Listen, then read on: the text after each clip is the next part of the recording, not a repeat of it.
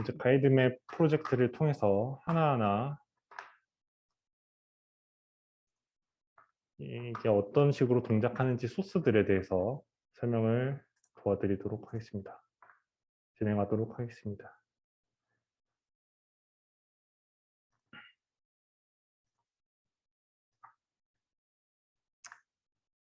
요거는 제가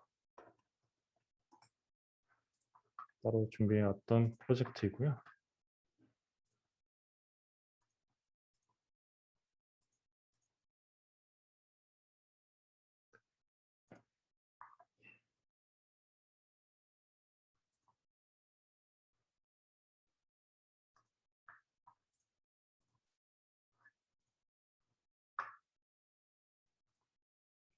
요 실제로 작업이 이루어지는 SLC 폴더 아래 먼저 main.js를 보시면은 모든 파일을 이쪽에서 확인하실 수 있습니다.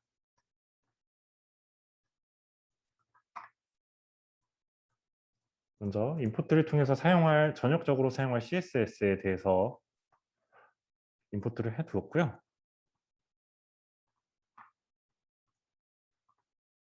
뷰 같은 경우에는 이제 이쪽으로 선언을 해서 최초 화면에 대해서 이제 어플리케이션 뷰에 대해서 선이 되어 있는 건데 이 부분에 대해서는 비주얼 로직이기 때문에 한번 쭉 보시면서 하시는 게 가장 좋으실 것 같습니다.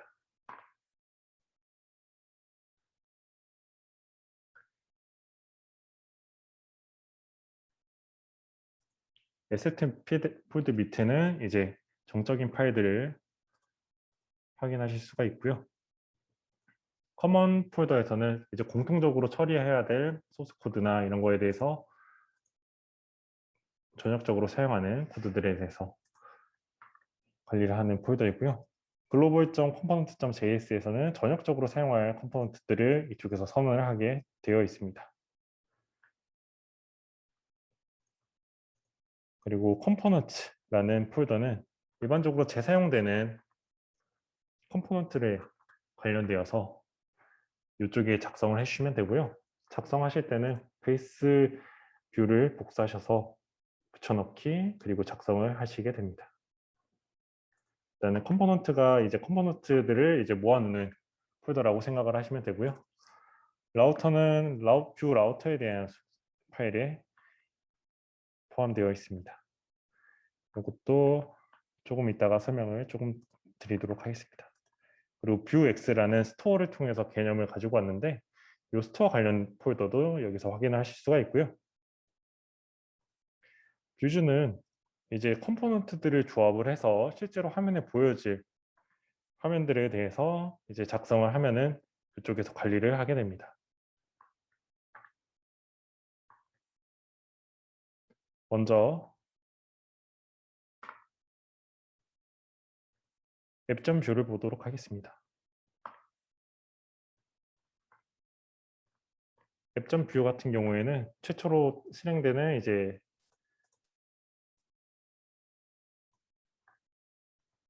main.js에서 선언된 뷰고요.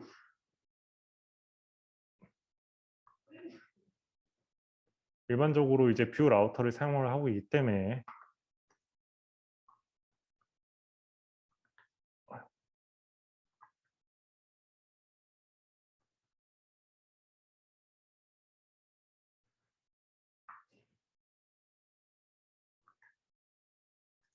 네, 뷰 라우터를 사용하고 있기 때문에 뷰 라우터에서 제공되는 컴포넌트를 사용을 하고 있고요. 여기에 대한 소스 파일에 대해서 설명을 조금씩 간략하게만 해드리면서 넘어가겠습니다.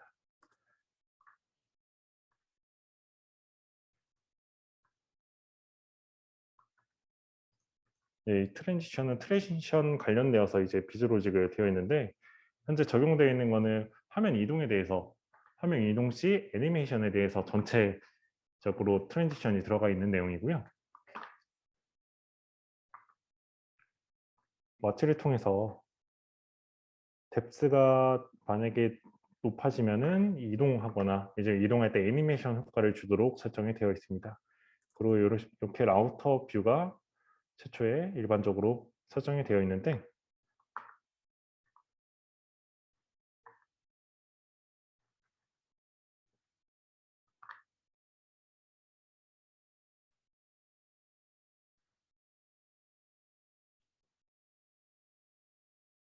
이 라우터 뷰는 이쪽에서 기본적으로 라우터가 세팅이 되어 있기 때문에 최초 화면에서는 이런 식으로만 나오고요.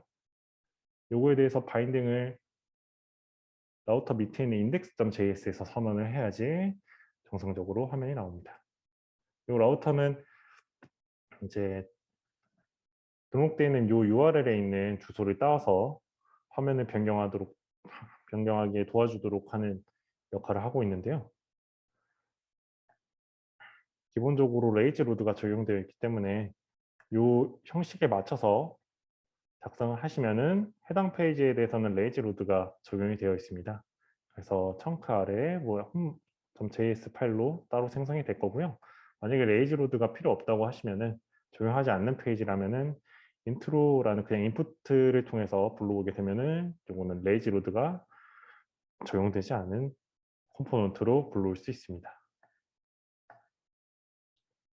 특성은 모드인 것은 추가적으로 변경하실 필요는 없고요. 서버형이신 경우에는 수정이 될 수가 있으나 기본적으로 모피어스 구조에서는 이 해시를 변경하시면 다른 모드로 이제 설정이 되어 있으면 화면이 안 뜬다거나 하는 이슈가 발생될 수 있기 때문에 이 해시를 확인을 해주시면 되고요.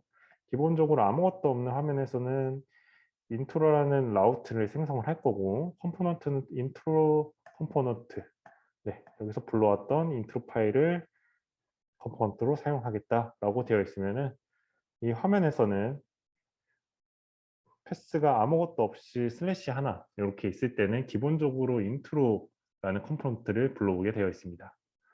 그래서 앱에 들어왔을 때 인트로라는 뷰 파일을 화면에 그려주게 됩니다. 그래서 이 라우터 뷰라는 부분이 인트로에 그려질 거고요. 요 정확하게 HTML이 어디에서 불러와시냐면은 요 HTML 파일을 보시면은 div 태그로 앱이라는 div 태그가 하나 있는데 요 div 태그가 그대로 이런 식으로 변경이 됩니다. div id는 intro 이런 식으로 해서 변경이 돼서 화면을 확인을 하실 수가 있고요. 이렇게 인트로 페이지를 작성을 하다 보면은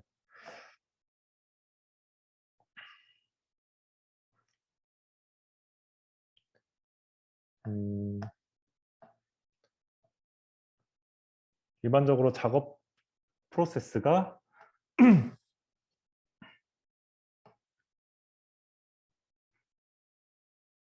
네, 죄송합니다.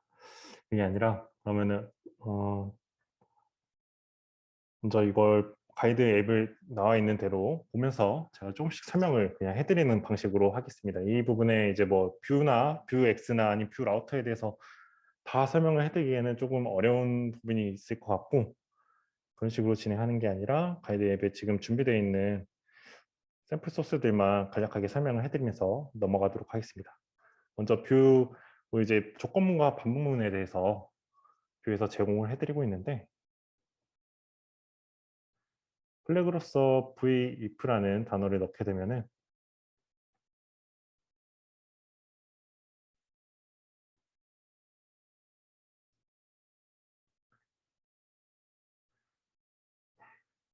네, 하게 되면은 요 플래그 if라는 요 값에서 true인지 아니면 false인지에 대해서 비교를 해서 만약에 false로 변경이 되면은 안 보여주고 혹은 vs를 통해서 바인딩 랜덤 여부를 결정을 할 수가 있습니다. 요 v-if 같은 경우에는 엘리먼트 자체가 사라졌다가 다시 재생성을 반복하기 때문에 그 부분을 알고만 계시면 됩니다. 그리고 이와 비슷한 기능을 하는 vshow라는 이제 디렉티브를 제공하고 있는데요. 이 디렉티브 같은 경우에는 실제적으로 앱이 사라졌다가 삭제되었다가 다시 생성되는 과정이 아니라 실제로 엘리먼트는 있지만 이제 디스플레이 속성이 이제 엘리먼트가 삭제되지는 않고 디스플레이 속성을 통해서 화면에 나오지 않게만 되어 있습니다. 그래서 빈번하게 이제 사라졌다 나왔다를 반복하는 엘리먼트인 경우에는 VIF보다는 VCO를 통해서 작성을 하시면은 자원에 조금 더 좋습니다.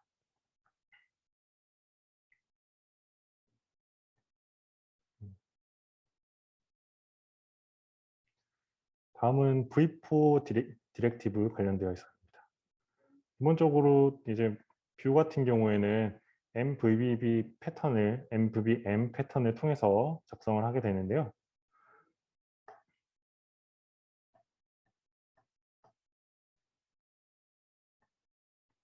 이런 식으로 스테이트에 있는 리스트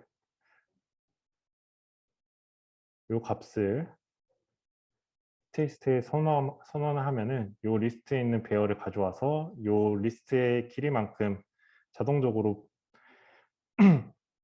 반복해서 엘리멘트를 생성해 주는 그런 디렉티브입니다. 이 디렉티브에 관련돼서 내용은 소스 코드를 확인해 보시면은 조금 더 이해가 되실 것 같고요. 기본적으로 만약에 배열이 없이 그냥 반복만 되면 된다면은 in 다음에 숫자를 넣게 되시면은 숫자를 통해서 그냥 그 일정 횟수를 반복하실 수 있습니다. 그리고 이런 식으로 되어 있는 V4나 이런 식으로 작성을 하시게 되면은 요 배열이 안에 있는 값이 변경이 되면은 자동으로 화면에 반영이 되는데 이 부분에 대해서 버튼을 눌러 보시게 되면은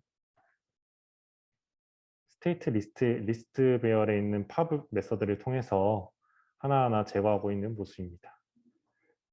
변경만 하게 되면은 화면의 엘리먼트가 자동적으로 한 개로 이런 식으로 줄어들게 되고요. V4를 통해서 작성을 하시게 되면은 세긴이라는 이제 검색을 하는데 뷰가 이제 키를 작성하도록 권장을 하고 있습니다. 그래서 특별한 사항이 아니시면은 이런 식으로 키를 작성을 해서 중복되지 않는 유니크한 키를 설정을 해주시면은 좋습니다.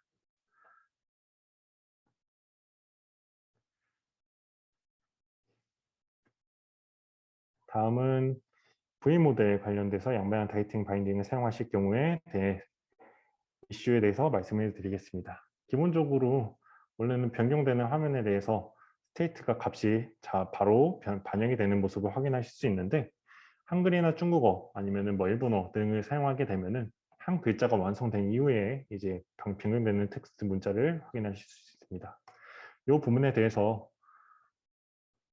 버그에 대해서는 이제 위키의 서포트 안에 V모델 본말 이쪽에서 내용을 확인하실 수 있는데 여기에서 제공되는 소스로 input이라는 이벤트를 다시 재설정하게 되면은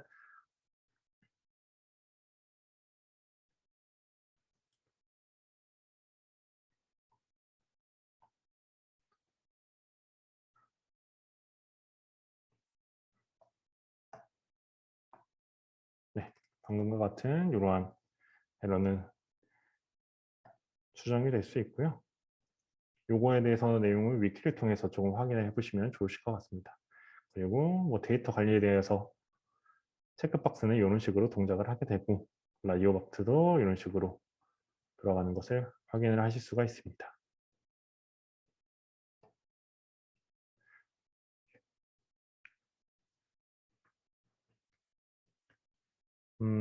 나머지 내용들은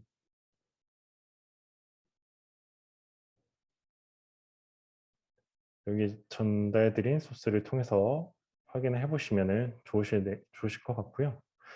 어, 여기서 액티비티 라이브러리 관련되어서 설명을 조금 드릴까 합니다.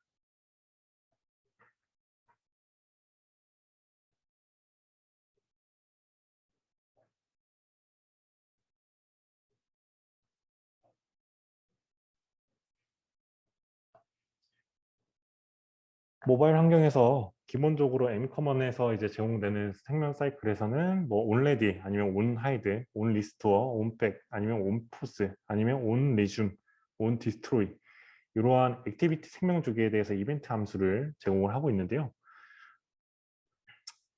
뷰 같은 경우에는 이제 컴포넌트 생명 주기를 따로 사용하기 때문에 이 현재 화면에 나와 있는 컴포넌트는 이렇게 해서 한 컴포넌트와 이렇게 해서 하나의 또 헤더에 대한 컴포넌트를 선언이 되어 있는데 어떠한 객체를 참조할 수 있을까라는 거에 대해서 어떠한 컴포넌트 객체를 참조하느냐에 대해서 조금 설명을 해드리도록 하겠습니다. 먼저 사용하시는 방법은 간단하게 $mcore 해당 원하시는 이벤트를 현재 요 샘플 사이클이라는 네임이 있는데 요 샘플 사이클 같은 경우에는 라우터에 선언되어 있는 요 네임을 동일하게 작성을 해주시면 됩니다. 여기서 작성을 하시게 되면은 컴포넌트로 바인딩 되어 있는 요 샘플 사이클이라는 컴포넌트 객체를 this로 바인딩을 해서 전달을 해드리고 있습니다.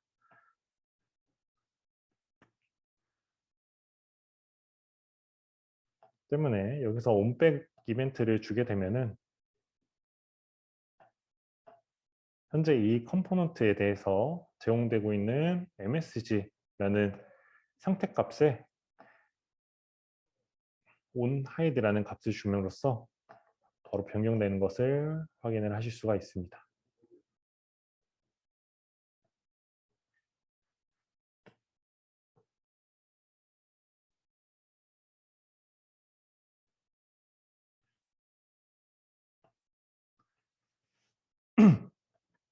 어,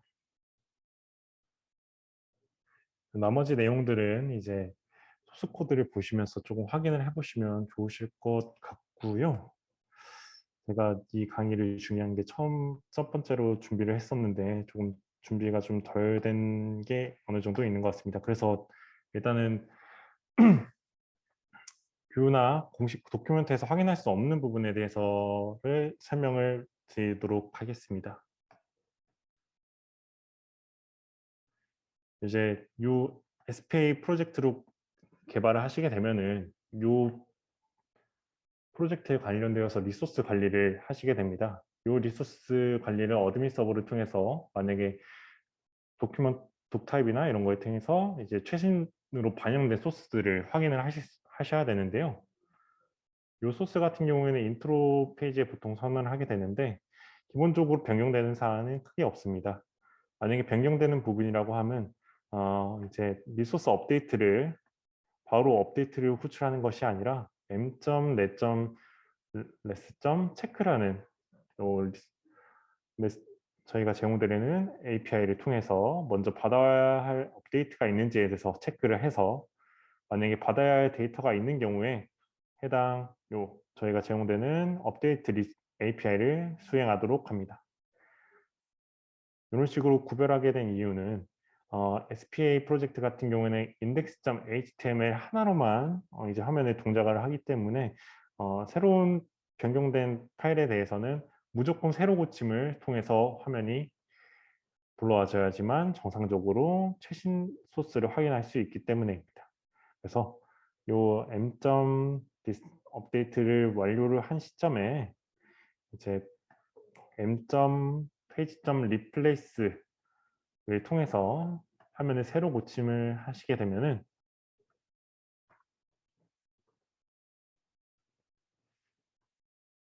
요거를 통해서 처리를 하셔야지만 이제 변경된 소스에 대해서 확인이 가능합니다. 바로 최신 버전으로 반영이 되기 때문에 이 부분만 확인을 해서 처리를 해주시면 되고요.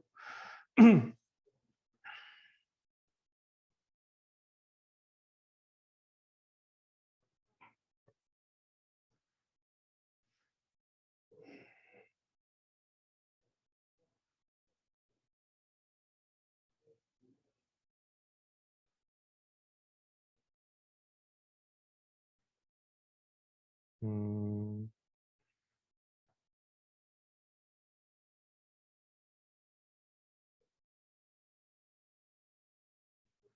그리고 API 사용 같은 경우에는 기본적으로 API가 이제 기본적으로 인풋가 되어 있기 때문에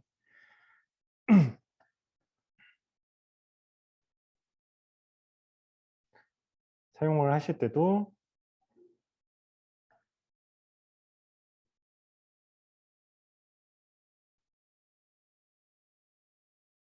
API를 그대로 호출하셔서 사용을 하시면 되고요.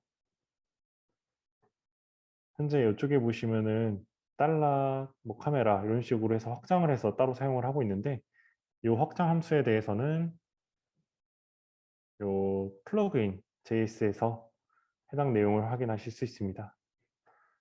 기본적으로 선택되어 있는 것이 이제 요 아래에 view.prototype. 뭐 이제 키명을 입력을 하게 돼서 요 부분에 대해서 이제 적용을 하시게 되면은 모든 컴포넌트 내에서 이 this. 사용하실 수 있는 메서드명, 네, 요 메서드명으로 모든 컴포넌트에서 사용을 하실 수가 있습니다. 요 부분에 대해서는 이제 뷰 공식 도큐멘트 쪽에 보시면은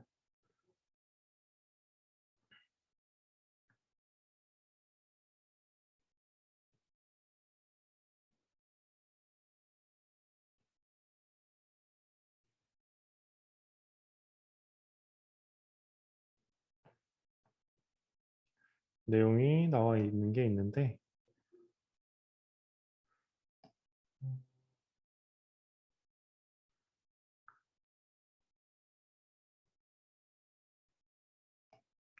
이 부분은 네, 찾아서 확인을 하시면은 있습니다. 이 부분은 제가 확인을 해서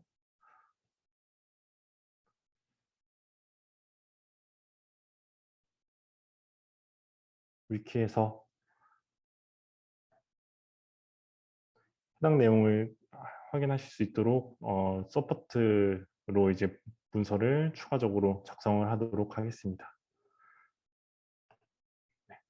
그래서 안에 로직 관련되어서는 익숙하지 않으신 분들이 많으신데, 가이드 프로젝트를 생성하시고 요 가이드 프로젝트에 있는 파일들을 그대로 보시고 헬로 프로젝트를 통해서 다시 한번 코드를 클론 코딩을 해서 하셔서 클론 동일하게 한 번씩 작성을 해보시는 것을 추천을 드리겠습니다. 그리고 만약에 그 외에 잘 모르겠거나 이런 부분에 대해서는 주기적으로 계속 요 서포트 위키로 작성을 할 거고요.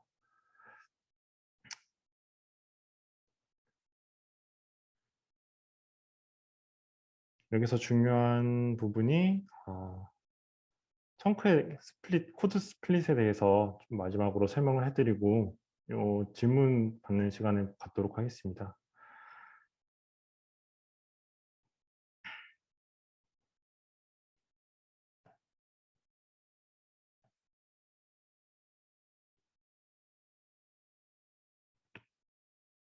일단은 위키에 코드 분할에 대해서 관련되어서 내용을 작성을 해두었고요. 이 코드 분할이 필요한 시점은 이제 라이브러리들이나 이런 파일들이 너무 많아서 리소스 업데이트를 하시게 될 때 이제 자주 사용되는 번들이나 이런 게 자주 변경되는 파일들이 실제로는 계속 크기가 무겁게 되면은 이제 새로 업데이트 받으실 때 반복적인 이제 실제로 변경되지도 않은 소스들에 대해서도 이제 리소스를 반영을 하게 되시는 경우가 있는데, 이런 부분이나 아니면은 속도적인 측면에서 개선을 하기 위해서 코드 스플릿 작업을 따로 해주셔야 됩니다. 이 코드 스플릿 관련되어서는 webpack.common.js 안에 오티마이제이션이라는 요 키값에서 속성에서 해당 내용을 확인하실 수 있고요.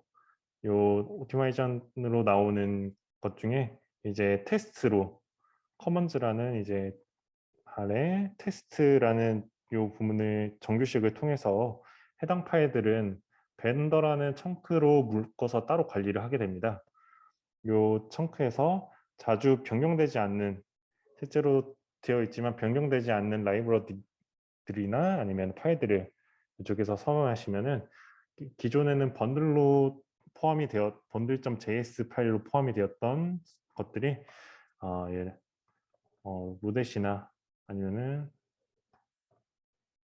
모멘트, 네, 이러한 라이브러리들이 여기 벤더라는 청크로 포함이 되도록 수정을 해 주실 수가 있습니다. 이 부분에 대해서만 확인하시면은 크게 어려우신 건 없을 것 같고요.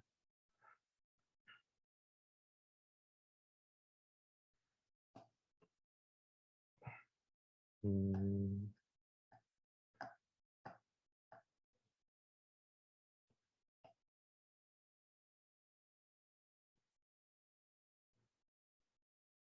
여기 설정해 보시면은 요거를 통해서 코드 스플릿을 하시면서 여기에 나와 있는 내용을 확인하시면은 조금 더 도움이 될 것 같습니다.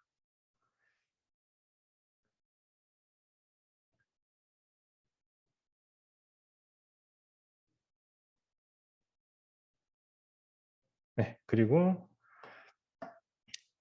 실제로 웹을 이제 리소스로 올릴 때 변경된 파일에 대해서 이제 구별을 할 수가 없는데 그 파일들의 값에 대해서 콘텐트 해시라는 값을 주게 되면은 변경된 파일들을 확인을 하실 수가 있습니다.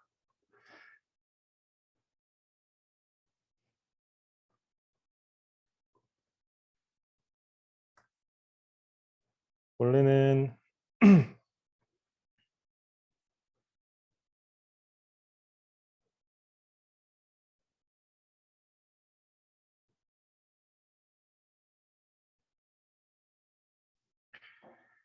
현재는 이제 실제로 작업을 최초의 배포가 이루어진 이후에 변경된 파일들에 대해서만 이제 반영이 필요한 경우가 있는데 그 부분에 대해서는 이제 현재는 따로 제공해 드리는 거는 없고 저 습성을 통해서 해시 코드 값이 변경되는 것을 확인하셔서